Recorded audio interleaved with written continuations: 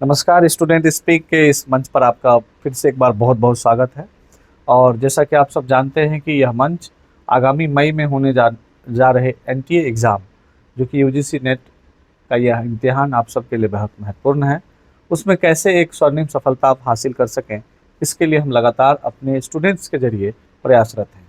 यहाँ टीचर कम स्टूडेंट बोलेगा, इस मुहिम को हम जिस कदर लेकर आपके बीच आए हैं, हम चाहेंगे कि आप ज़्यादा से ज़्यादा जुड़ें और इसका भरपूर लाभ उठाएं। आज हमारे बीच प्रिया हैं। प्रिया, बहुत बहुत स्वागत है आपका। धन्यवाद। आपने लगातार अपना समय निकाला और बच्चों के बीच आई। आज हम चाहेंगे कि लोक प्रशासन पे कुछ बातें बताएं, क्योंकि आपने थिंकर्स पे काफ़ी अच्छा एक कॉन्सेप्चुअल जानकारी बच्चों को दिया। बहुत बहुत स्वागत है आपका आरडी कैंपस के इस मंच पर Priya. Thank you sir, thank you for this initiative. जैसा सर ने बताया कि आज हम लोक प्रशासन के बारे में चर्चा करने वाले हैं और किस तरीके से जो लोक प्रशासन है वो हमारे नेट में एक सिलेबस का एक अहम हिस्सा है। और जब हम लोक प्रशासन की बात करते हैं तो सर्वप्रथम तो हमें उसका भूमिका के विषय में हमें समझना होगा कि लोक प्रशासन क्या होता है। तो जब हम लोक प्रशासन की बात करते हैं तो प्रशासन और लोक को यदि हम अलग अलग करके देखें तो लोक मतलब कोई भी ऐसी चीज़ जो कि सामाजिक और लोगों से डील करने वाली हो, और प्रशासन की यदि हम बात करें तो प्रशासन किस तरीके से जो नीतियां बनाई जाती हैं, जो संविधान में जो बातें कही गई हैं, उनको हम धरातल पर कैसे उतारें और उनका क्रियान्वयन कैसे करें कि वो उन लोगों के लिए हितकारी हो। तो ये आपस में मिलकर जब हम देखते हैं लोक प्लस प्रशासन, तो वो बनाता है लोक प्रशासन। किस प्रकार से मैन ऑर्गेनाइजेशन, जो रिसोर्सेज हैं हमारे पास, उन सभी का एक ऐसे यूटिलाइज करना उनको कि वो जो पर्पस है, जो सर्व जिसको किया जाए, वो अंतिम पायदान पे खड़े व्यक्ति तक भी उसका जो लाभ है वो पहुंचे। बहुत बढ़िया प्रिया, आपने बताया।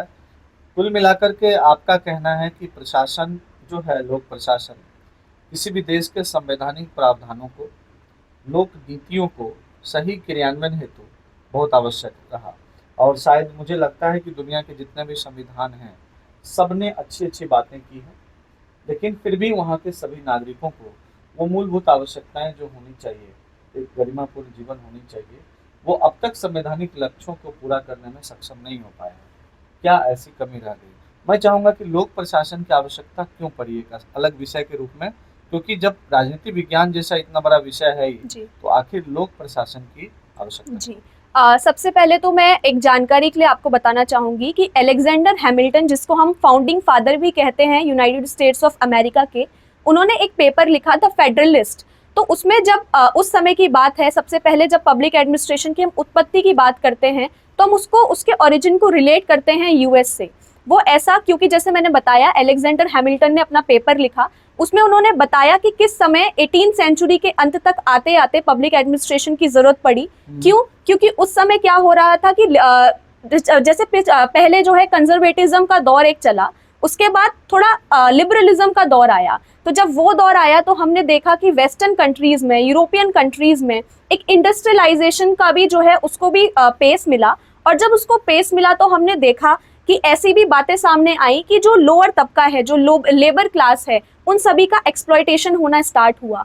जब ये होना स्टार्ट हुआ, पब्लिक पॉलिसीज का भी निर्माण हुआ, लोगों को रियलाइज हुआ कि हमें किस तरीके से एक सोसाइटी को रन करने के लिए एक सिस्टमैटिक स्ट्रक्चर चाहिए, और उसी सिस्टमैटिक स्ट्रक्चर में हमें कैसे गवर्न करना है, लोगों को कैसे एडमिनिस्टर करना है, लोगों के हितों की जो हमने बात करी वो कैसे जो है पूरा हो सके, लोगों को कैसे फायदा पहुंच सके उन नीतियों का, उन लिबरलाइजेशन का। तो इन सब चीज़ों को ध्यान में रखते हुए, इन सब नीड्स को ध्यान में रखते हुए पब्लिक एडमिनिस्ट्रेशन एक सब्जेक्ट के नाते से डेवलप होना स्टार्ट हुआ, जहां पर यह माना गया कि किस तरीके से इंडस्ट्रियलाइजेशन के साथ साथ लोगों की सेफ्टी, सिक्योरिटी, वेलफेयर पे भी फोकस किया जाना चाहिए, डेवलपमेंट पे भी फोकस किया जाना चाहिए। अच्छा प्रिया, मैं जानना चाहूँगा कि जिन परिस्थितियों में लोक प्रशासन की बात आपने की, मैं चाहूँगा कि लोक प्रशासन यानी पब्लिक एडमिनिस्ट्रेशन का जो इवोल्यूशन हुआ, जो उद्भव हुआ, वह अचानक से कोई विषय आता नहीं है। धीरे धीरे इसके क्या स्टेजेस रहे, जो एग्जाम पॉइंट ऑफ व्यू से कुछ उस पर बात कर लेते जी। तो सबसे पहले जब हम बात करते हैं तो जो स्टेजेस हैं उसके विषय में हम देखते हैं कि 1887 जो ईयर रहा, उसमें हम फर्स्ट स्टेज को देखते हैं ध्यान से, तो वो 1887 से 1927 रहा।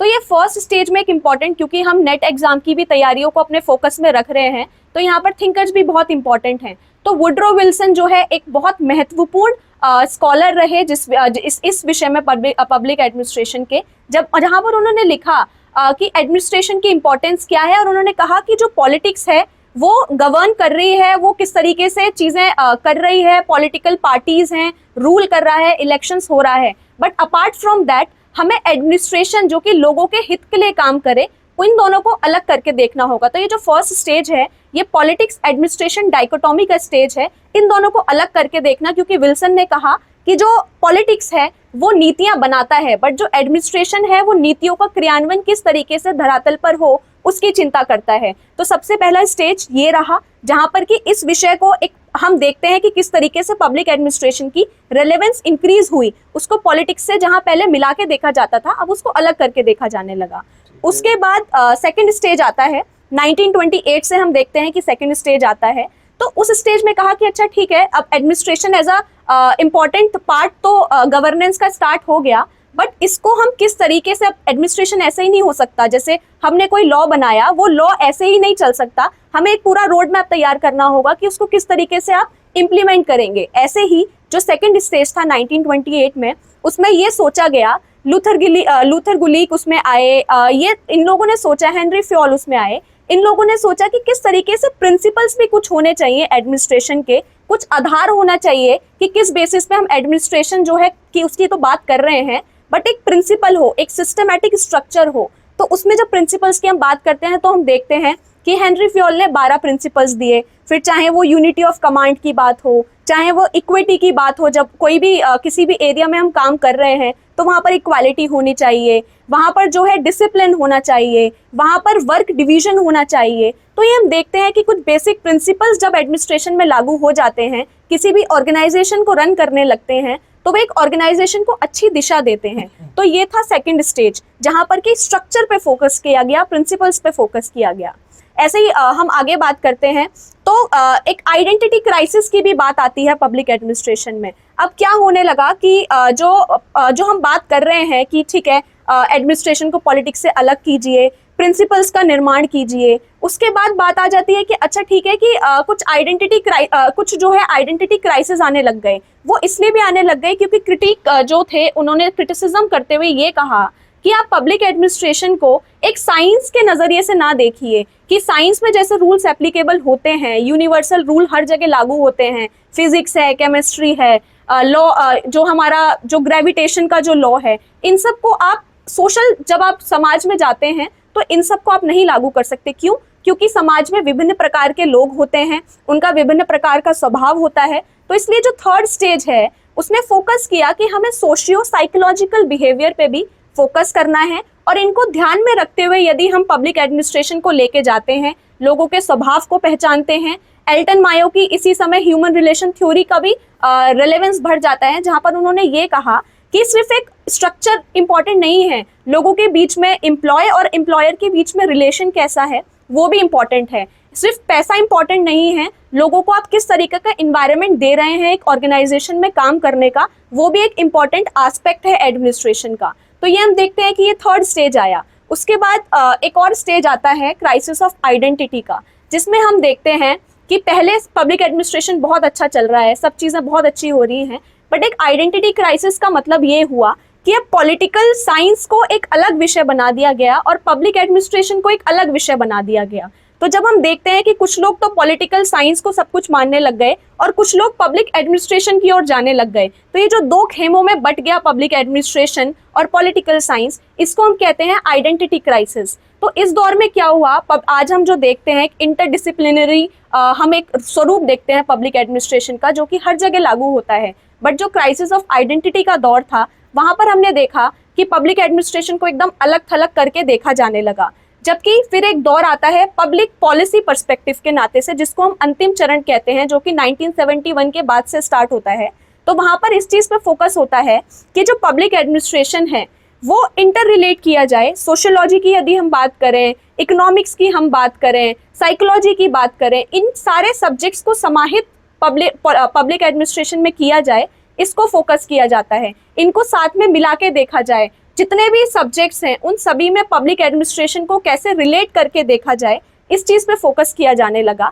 पब्लिक पॉलिसी हो, पॉलिटिकल इकोनॉमी हो, नीतियों का क्रियान्वयन हो, नीतियां बनाना हो, इन सभी को किस तरीके से पब्लिक एडमिनिस्ट्रेशन में इन सभी का एक इम्पॉर्टेंट रोल होना चाहिए, इस पे फोकस किया जाने लगा। और जैसा कि हम सभी देखते हैं कि हमने स्टार्टिंग में ही बात करी कि नीतियों का क्रियान्वयन पब्लिक एडमिनिस्ट्रेशन एक तरीके से कहा जा सकता है। तो ऐसे ही हम देखते हैं कि आज भी यदि हम रेलेवेंस की बात करें तो पब्लिक एडमिनिस्ट्रेशन यानी क्या? पब्लिक एडमिनिस्ट्रेशन माने वो एक ऐसी फील्ड जहां पर पब्लिक पॉलिसीज को लागू किया जा सके लोगों के हित के लिए। तो हम देख रहे हैं कि जो भी इवोल्यूशन पूरा हुआ, इससे हम रिलेट कर सकते हैं इवन आज भी। आज जो समय जो दौर चल रहा है, इस दौर में आप पब्लिक एडमिनिस्ट्रेशन के नीड को, उसके महत्व को किस रूप में देखती हैं? मैं बस शॉर्ट में चाहूँगा ताकि आप सभी को ये ना लगे कि बहुत लंबा वीडियो हुआ। मैं चाहता हूँ कि जितना कम से कम शब्दों में आप तक ये चीज़ें पहुँचे, जो मेन फैक्ट्स है। जी, जी। जैसा अभी सर ने बताया ही था कि कॉन्स्टिट्यूशन से हमारा जो है कंट्री रन होता है। तो वो जो कॉन्स्टिट्यूशन में चीज़ें हैं, मानिए कुछ लॉज बनाए गए, कॉन्स्टिट्यूशनल प्रोविजंस हैं, यदि हम चाहते हैं कि फॉर एग्जांपल कि रिजर्वेशन पॉलिसी है, फॉर एग्जांपल इन्वायरमेंट को प्रोटेक्ट करने का एक प्रोविजन है, राइट टू एजुकेशन का एक प्रोविजन है हमारे कॉन्स्टिट्यूशन में, राइट टू लाइफ का प्रोविजन है। यदि हम चाहते हैं यह सभी प्रोविजन, मैटरनिटी बेनिफिट एक्ट का प्रोविजन है, तो यदि हम चाहते हैं यह सभी प्रोविजन लोगों तक पहुंच के उनको लाभ पहुंचाएं, तो यहाँ पर पब्लिक एडमिनिस्ट्रेशन अपने आप में बहुत महत्वपूर्ण भूमिका निभाता है। क्यों? क्योंकि जैसा हमने चर्चा भी करी कि पब्लिक एडमिनिस्ट्रेशन पब्लिक पॉलिसीज के एग्जीक्यूशन में, लॉज के एग्जीक्यूशन में, और भी ऐसी बहुत सी चीज़ें जो सरकार द्वारा बनाई जाती हैं, उन सभी के एग्जीक्यूशन में एक अहम भूमिका निभाता है और लोगों को लाभ पहुंचाने का अपना काम करता है। तो इस तरह से पब्लिक एडमिनिस्ट्रेशन को, लोक प्रशासन को एक समरी के रूप में समझा जा सकता है। बहुत बहुत धन्यवाद प्रिया, आप आई और आपने एक महत्वपूर्ण जानकारी दी। आप सबको नमस्कार।